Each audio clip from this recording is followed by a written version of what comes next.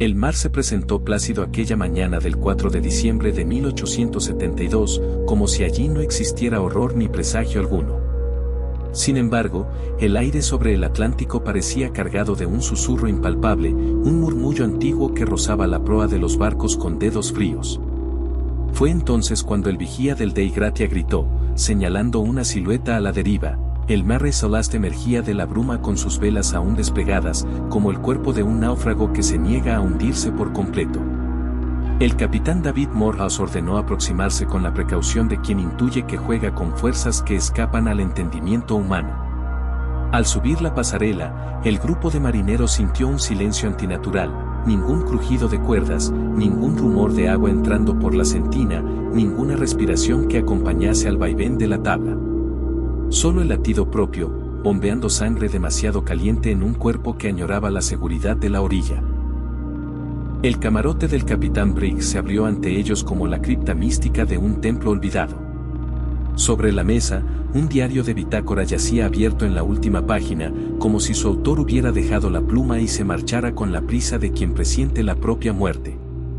No había anotaciones que advirtieran de peligro, solo el registro habitual de posiciones y vientos favorables. En un rincón, una jarra de agua albergaba una capa de polvo rosado casi imperceptible, como si gotas de sangre seca se hubieran convertido en ceniza y luego hubieran vuelto a la vida. Bajo cubierta, el farol tembló en manos de un joven grumete llamado Jack. Al iluminar la bodega, reveló barriles alineados con orden obsesivo, salvo 9 que estaban extrañamente vacíos. Sus parches de madera mostraban grietas por las que podía filtrarse el aire, pero ninguno sospechó que algo más podría filtrarse desde adentro. Cuando Jack se agachó para inspeccionar uno de los barriles, un golpe seco retumbó en la madera, como si alguien, o algo, golpeara desde la sombra. El muchacho salió corriendo, dejando el farol caer y apagarse de inmediato. Al recobrar la luz, todos contemplaron una capa de escarcha que cubría el suelo de la bodega, a pesar de que la temperatura era templada. Regresaron a cubierta con el ánimo crispado. La noche había caído sin aviso, devorando la última luz del crepúsculo.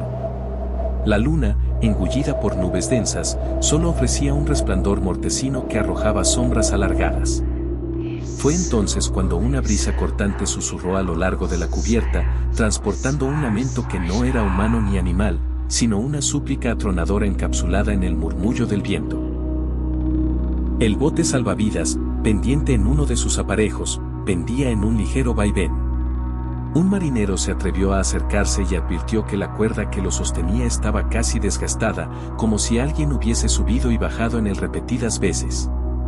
En la empuñadura de madera tallada apareció un símbolo grabado con pulso firme, un círculo partido por 5 espirales que convergían en un punto central. Ninguna tripulación de la marina mercante empleaba tal iconografía. Algunos sugirieron que podría tratarse de una marca pirata, otros, en cambio, temían que fuera la rúbrica de un ritual desconocido.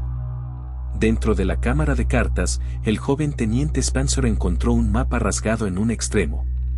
Al reconstruirlo, descubrió una línea punteada que partía del archipiélago de Azores y se adentraba más allá de las rutas habituales del comercio.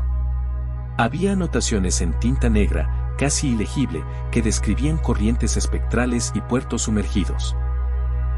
No existían tales lugares, pensó Spencer, y sin embargo 20 leguas al norte hallaron un banco de arrecifes que no figuraba en ninguna carta oficial. Esa misma noche, el marinero más supersticioso del Dei Gratia, un hombre llamado O'Malley, juró haber visto siluetas danzando junto a la borda. Eran figuras esbeltas, semitransparentes, que emergían del mar para subir al costado del Mare Celeste y retroceder con la misma lentitud inhumana. Cada vez que O'Malley alzaba la voz para advertir a sus compañeros, las apariciones se desvanecían como humo. Temiendo un contagio de locura, Morehouse decidió abandonar el Mare Celeste al alba siguiente y trasladar cualquier vestigio documental al Dei Gratia para su estudio en Gibraltar. Pero cuando el alba despuntó, el Mare Celeste parecía haber cobrado vida propia. El viento, que hasta entonces había permanecido ausente, arremetió contra sus velas con furia, haciendo crujir las vergas y arrancando jirones de lona. Un quejido estrujó el aire. Un sonido que recordaba el chirrido de náufragos arrastrando cadenas por la cubierta. Morehouse, con la mano temblorosa, alzó una pistola de chispa y disparó al aire en señal de autoridad. A continuación lanzó una bengala roja al interior de la bodega, esperando provocar un incendio que mostrara la verdad oculta bajo las planchas de madera. Pero la llama se contorsionó en el propio aire, tomando la forma de una mano espectral que pareció atrapar el fulgor antes de que quemara los barriles.